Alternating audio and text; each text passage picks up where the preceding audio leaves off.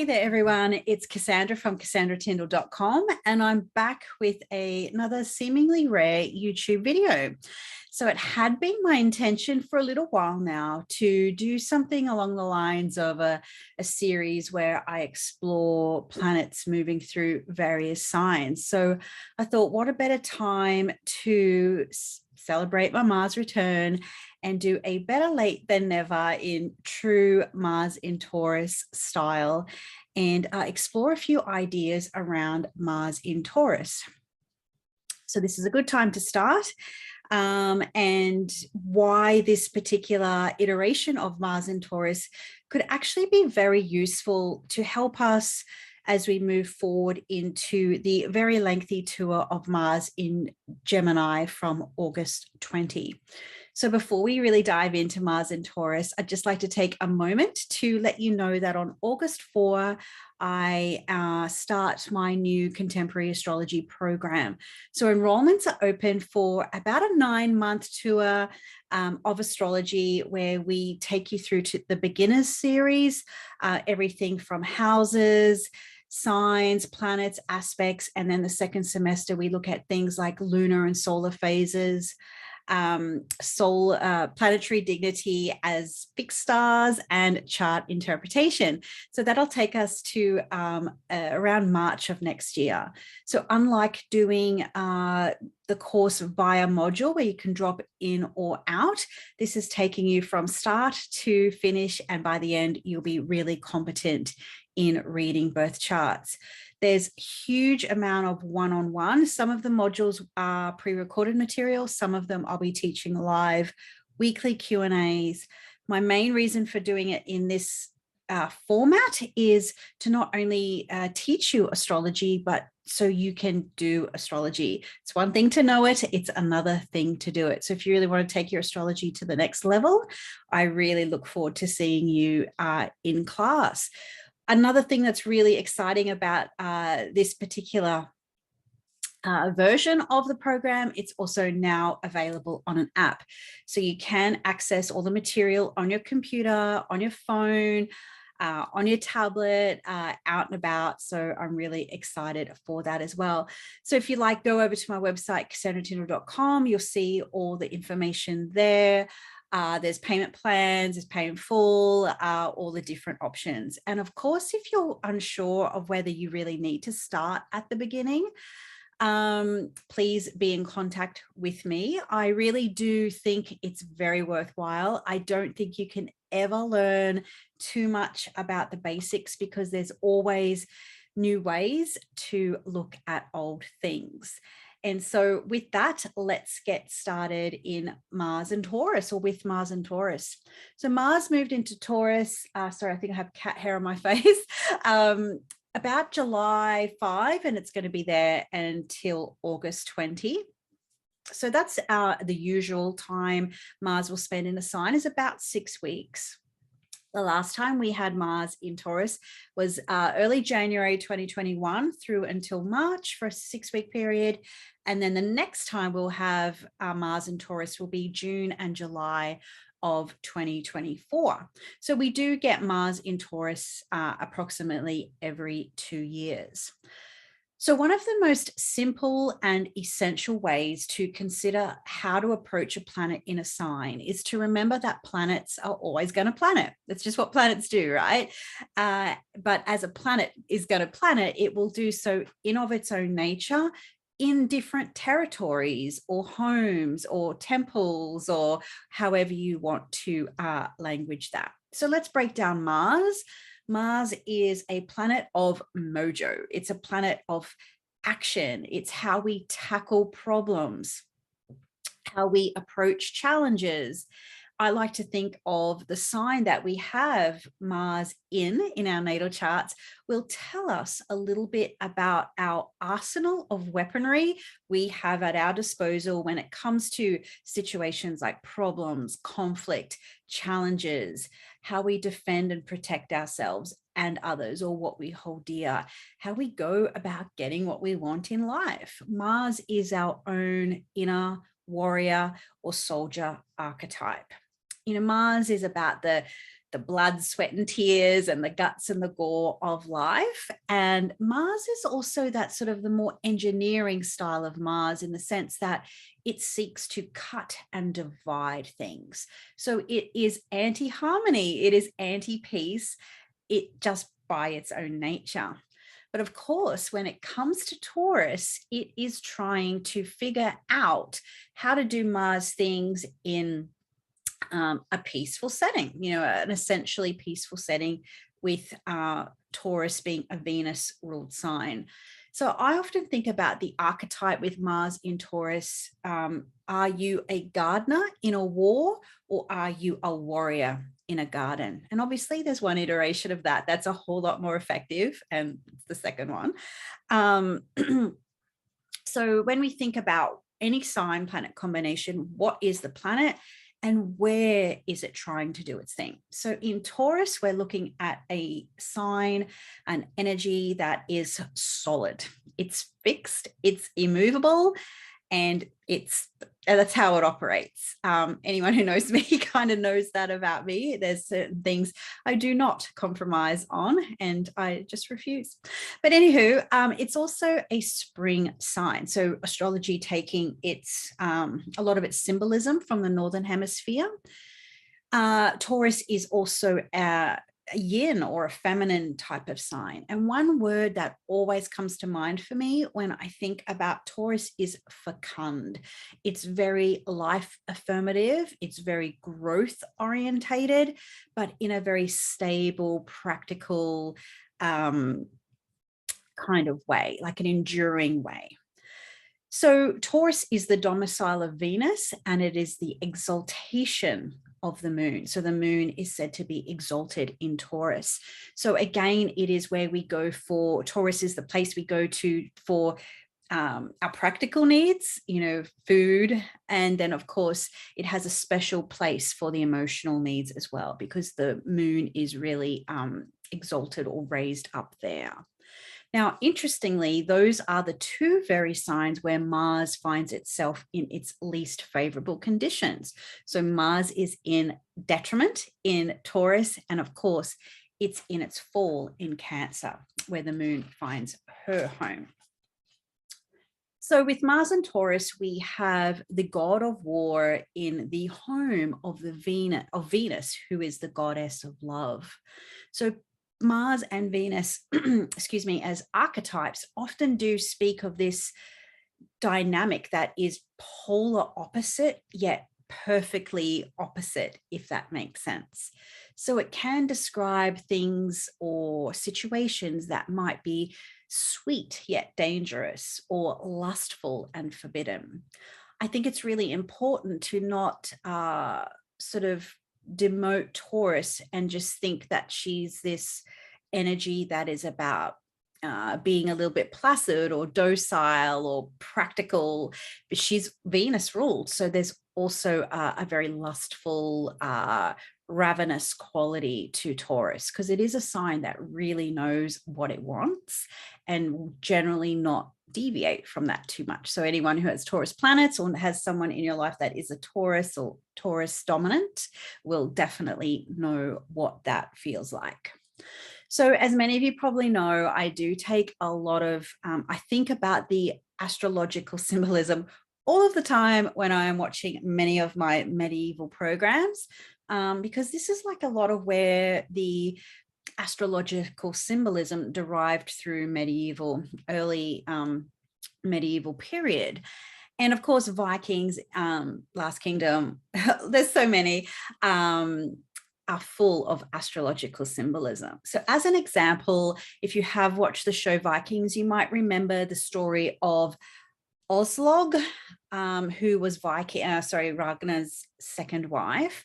And when all the men had gone off to raid, she was left alone with another lady whose name escapes me, and they were there in the village. She was the queen. They were looking after all of the children of their own. And then Hubbard comes along, and he's this mysterious kind of dangerous man entering into Catacat, the kingdom, and that they end up having an affair, which is the tale of many sagas in the medieval period, and of course in real life too in some instances. So the idea of this Martian rugged figure coming into the home of the queen and the master of the domain, of this Venusian motherhood type of environment. So again, of course, they go into this, they have, many a lengthy affair with each other, and it's complicated, right? We have Mars and Venus getting together. There's always going to be a level of complication, potentially dire consequences, power, lust, and danger. Okay, so that's a bit of an example of that. So when Mars is in Venus's home, it does get complex. That Mars is looking for strife, and Venus can often be tempted by what is forbidden. And if we think about this, excuse me, on more of a day-to-day or a practical non-Vikings way, if I go scrolling through my Instagram feed in a moment of procrastination, I'm looking for pleasure, that dopamine hit. But usually what I get fed with is a lot of Mars, people kind of shouting out opinions or violence or aggression, or people getting mad at each other. And it's no secret that, negativity sells. The algorithms are often based on what is controversial or even negative, while being under the guise of safety and community standards. So, that is that sort of Mars Venus, trying to create a safe place, but also providing fertile ground for the Martian principles there. Apologies, one of my cats is just deciding it's going to try and open a cupboard. So as Megadeth said, peace sells, but who's buying? So we do love conflict, whether we want to admit it or not. We like to see it in the collective. We like to have it in relationships. We've all probably been in this, situations where we have, hang on, I'm going to throw a pillow. Kevin, get out of there. We all have these situations where, we might have a fight with someone we love, and then you end up, kissing and making up, and it's all the sweeter in the end. Then, of course, we have people that really seek a lack of conflict. And for some people, that's going to be boring. Of course, conflict is healthy in all relationships. Often, though, it's still seen as negative. Of course, it depends on how we handle it, right? So another iteration of my personal Mars in Taurus, and it's a long time ago, it was a brief period, but I have been in the military. And a huge iteration of that is the presentation of soldiers, the beauty of soldiers. So the perfect uniforms, the medallions, or the medals, and all the parades, and all the kind of pompousness that kind of goes in showing their appearance, right? So perfect uniforms, shiny shoes, everything's very clean and Venusian. So cleanliness is a very Venusian principle. And even if we go back in time, archaeological digs, we see that swords, weapons often have gemstones in them, or very intricate engraving and filigree. And more often than not, the more beautiful these swords were, the more gemstones and the more engraving and what have you on them was associated with the wealth or the status of that particular warrior. Another iteration of my own Mars and Taurus is through the gym and bodybuilding, powerlifting, things like that. And for those that do it competitively, there's such a long enduring process of blood, sweat, and tears. Nothing happens quickly in Mars and Taurus. And then you get that moment on stage with the glitz and the glam of, the bedazzled bikinis and the spray tans and all of those things. And you get on stage and show off your muscles. Although that's something I've never done because it's just not my vibe.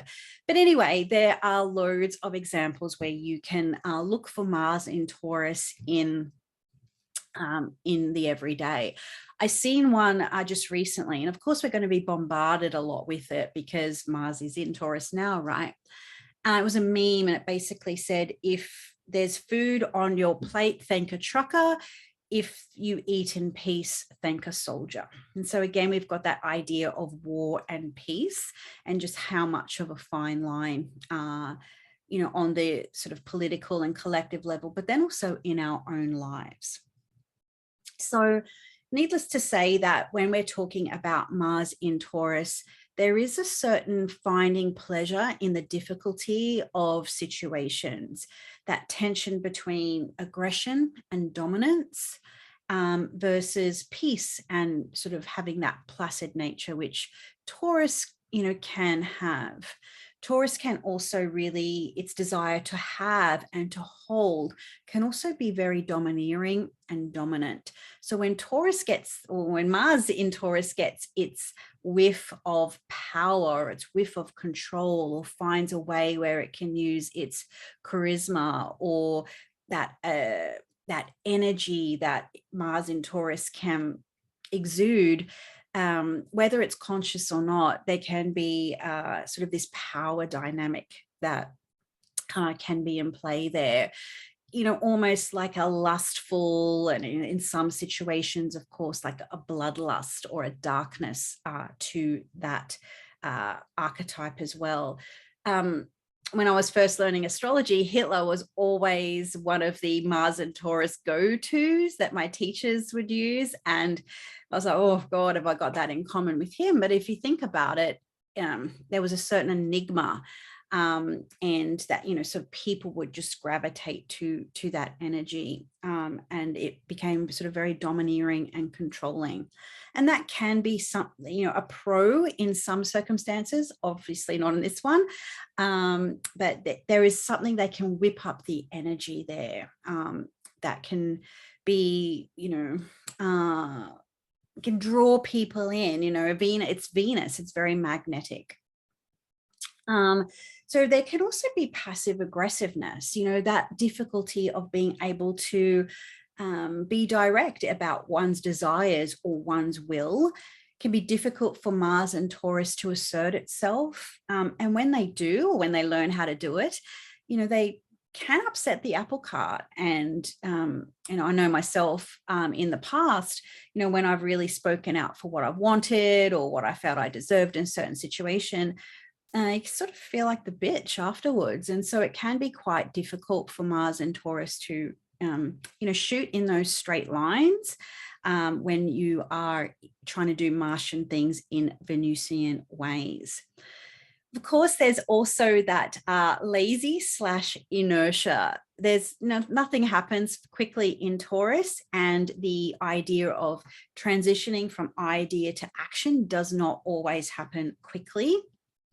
But of course, when Mars gets moving, it is an unstoppable force, and good luck in getting them to kind of course correct or change their mind about things.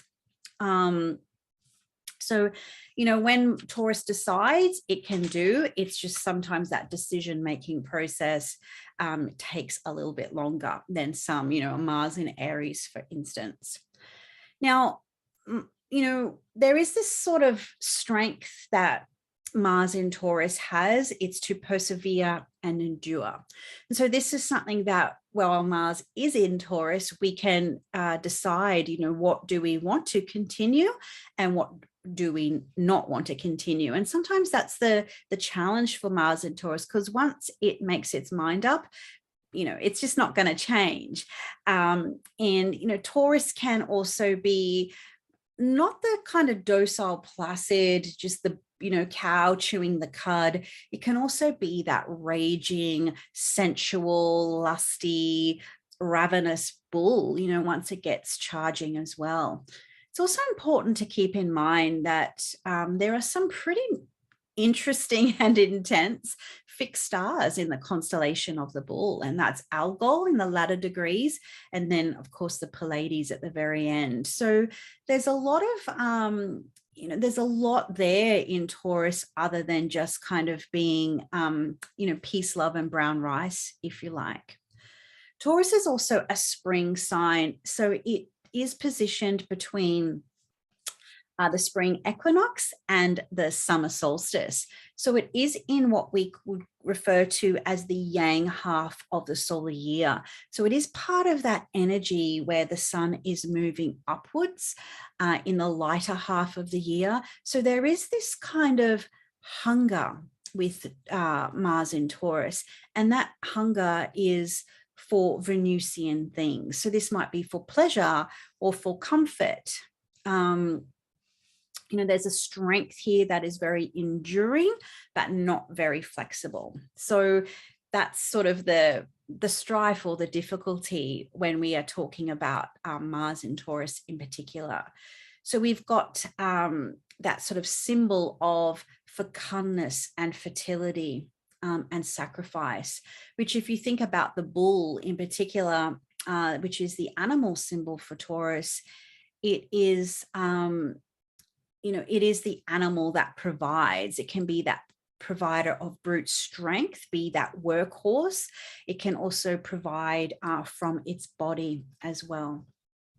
So with this particular iteration of Mars in Taurus, you know, this is a really good time to sort of sink into that energy of your own personal mojo and maybe make some decisions that you really want to stick to. So what fixed action, what fixed action might you like to take?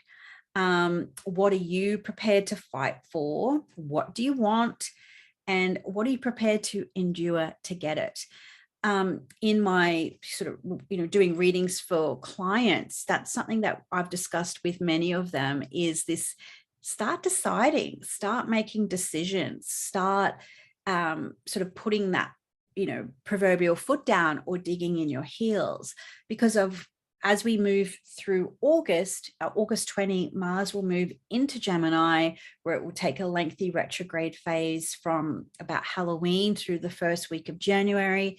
And then Mars will exit Gemini for Cancer about March 25. So we've got about 7 months of Mars in fast, versatile, busy, and scattered Gemini. Okay.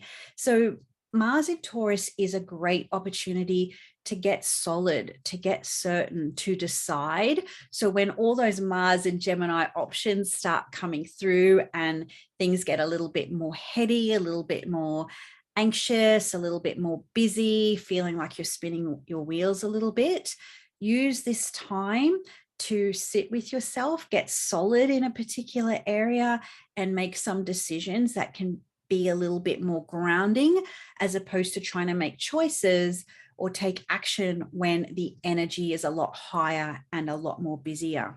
So I invite you to take action towards growth.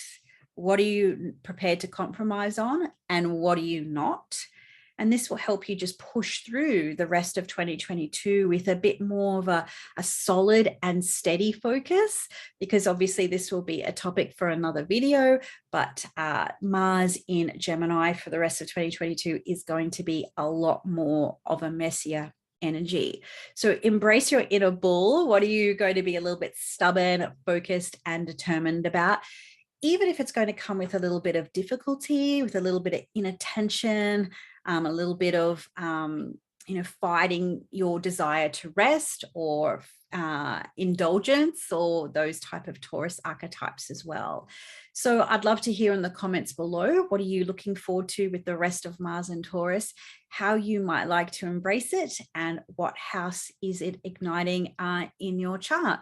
And of course, if you've got any questions about the upcoming Contemporary Astrology Program, which starts August 4, which registrations are now open and really fast filling up too, I should mention. I've got more students. I probably could fit in a few more. So if you really do want to get in, please register, sign up, or be in contact if you've got some questions prior. So I look forward to to hopefully getting a Mars in Gemini video for you soon. And until then, I really do hope you enjoy the rest of Mars in Taurus and get really steady and solid, and maybe embrace your inner Cass and get stubborn about a few little things in your life. So until next time, enjoy the rest of Mars in Taurus.